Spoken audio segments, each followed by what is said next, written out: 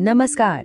चलिए एक ऐसे हीरो की कल्पना करते हैं जो पैसे नहीं बल्कि मन की शांति वापस लाता है।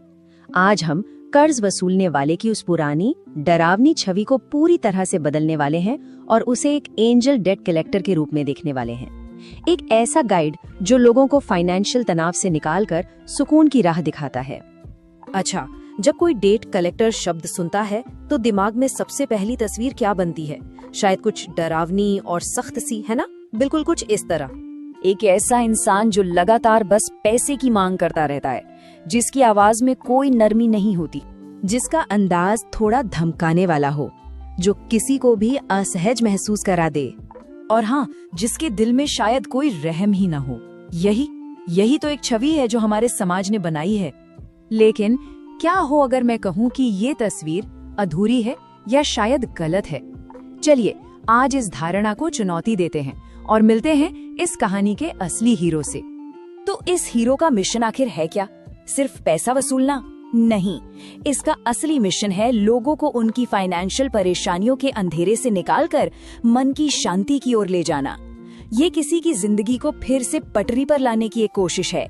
ये हीरो आप कह सकते हैं एक बहुत ही कुशल डिप्लोमेट की तरह काम करता है, मतलब एक कम्युनिकेशन स्पेशलिस्ट जिसका मिशन कर्ज से जुड़ा जो अंदरूनी युद्ध चल रहा होता है ना, उसे खत्म करना है।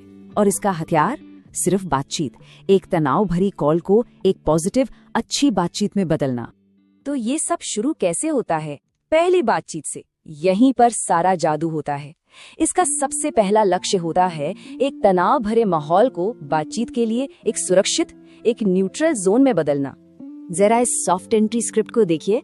ये लाइन सुनते ही सामने वाले का जो डिफेंस है वो तुरंत नीचे आ जाता है। ये सीधा सीधा एक मैसेज देता है कि देखो, मैं यहाँ लड़ने नहीं बल्कि बात करने और समझने आया हूँ। और ये रिस्क कंट्रोल फ्रेमवर्क ये सामने वाले को ये महसूस कराता है कि कंट्रोल उसी के हाथ में है। और जब कोई पावरफुल महसूस करता है ना, तो वो सहयोग करने के लिए ज्यादा तैयार होता है। इस तरह कलेक्टर एक दुश्मन नहीं बल्कि एक मददगार गाइड बन जाता है। अगला और बहुत ही महत्वपूर्ण कदम है अंधेरे में सुनना। यहाँ लैवर मेथड का इस्तेमाल करके कर्ज के पीछे की असली कहानी को समझा जाता है। क्योंकि देखिए, पैसों के बारे में बात करने से पहले उस इंसान की कहानी को समझना बेहद जरूरी है।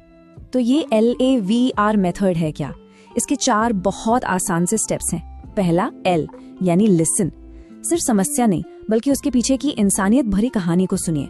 दूसरा A यानी एक्नॉलेज, उनकी स्थिति कितनी मुश्किल है इसे स्वीकार कीजिए। कहिए, मैं समझ सकता हूँ कि यह मुश्किल है। तीसरा V यानी वैलिडेट, बिना जज किए उनकी भावनाओं को मान्यता दीजिए। और आखिर में R यानी रीफोकस, बातचीत को समस्या से हटाकर समाधान की ओर ले जाइए। ये लाइन तो जैसे सहानुभूति का एक मजबूत पुल बना देती है। यह शर्म की दीवार को गिराकर एक इंसानी रिश्ता बनाती है। इसका सीधा मतलब है, हम दोनों इंसान हैं और मैं यहाँ सिर्फ मदद करने के लिए हूँ। और ये सवाल जिसे हीरो की पूछताछ कहते हैं, ये बातचीत की पूरी दिशा ही बदल देता है। ये कर्ज से ध्यान हटाकर उस व्यक्ति की कहानी पर ले आता है। ये पहले उनकी अच्छी आदतों की तारीफ करता है और फिर बड़ी विनम्रता से पूछता है, आखिर ऐसा क्या हुआ? यहाँ बातचीत में एक साइकोलॉजिकल मोड़ आता है। अब फोकस समस्या पर नहीं बल्कि उस व्यक्ति की अपनी अंदरूनी शक्ति पर होता है। लक्ष्य है उसे उसकी काबिलियत और आत्मसम्मान की भावना से फिर से जोड़ना। ये सवाल उन्हें उस समय में वापस ले जाता है जब वे आर्थिक रूप से मजबूत थे। ये उन्हें उनकी अपनी क्षमता की याद दिलाता है। ये उन्हें उस मेहनती और काबिल इंसान को फिर से जगाने के लिए प्रेरित करता है जो वे हमेशा से थे। इसे कहते हैं शांति की कल्पना तकनीक। ये भुगतान को एक मजबूरी से हटाकर मन की शांति पाने की एक इच्छा में बदल देती है। ये एक ऐसे भविष्य की तस्वीर दिखाती है जहां कोई बोझ नहीं है और इससे समाधान की इच्छा अपने आप पैदा होती है। और अब आता है अंतिम चरण, एक शांतिपूर्ण समाधान निकालना। इसे एक तरफा मांग के बजाय एक साथ मिलकर की गई शांति संधि की तरह देखा जाना चाहिए। ये टेबल सिनेरियो, ये एक साइकोलॉजिकल मास्टर स्ट्रोक है। ये व्यक्ति से सीधे सीधे भुगतान करने के लिए नहीं कहता बल्कि उसकी ईमानदारी और सही काम करने की इच्छा को जगाता है। एक काल्पनिक स्थिति के जरिए उनकी सच्ची मंशा सामने आ जाती है। यहाँ मूल मंत्र ये है, लक्ष्य रियायत करवाना नहीं है बल्कि इकबाल करवाना है। मतलब वो खुद माने कि हाँ ये करना सही है। किसी को मजबूर करने और किसी को प्रेरित करने में जमीन आसमान का अंतर है। और इस तरह मनी ट्रैप से भी बचा जाता है। जब कोई बहुत छोटी रकम की पेशकश करता है तो ये स्क्रिप्ट बड़ी विनम्रता से ये दिखाती है कि ये एक पक्का समाधान नहीं है और बातचीत को एक बेहतर रास्ते की ओर मोड़ देती है। तो इस पूरे हीरोइक दृष्टिकोण का आखिर असर क्या होता है? चलिए कुछ आम बाधाओं को देखते हैं और समझते हैं कि इस मानसिकता के साथ उनसे कैसे निपटा जा सकता है।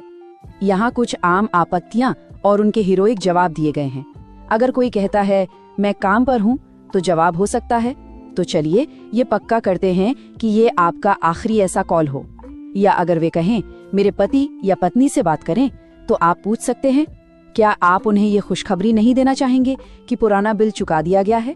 देखिए ये फ्रेमवर्क हर आपत्ति को समाधान का एक मौका बना देता है। और अंत में बस ये याद रखिए, लोग ये भूल जाएंगे कि आपने क्या कहा या क्या किया। वे केवल ये याद रखेंगे कि आपने उन्हें कैसा महसूस कराया। उन्हें एक विजेता की तरह महसूस कराएं, एक ऐसे व्यक्ति की तरह जो अपनी जिंदगी पर फिर से नियंत्रण पा रहा है। यही इस एंजल डेट कलेक्टर का असली मिशन है।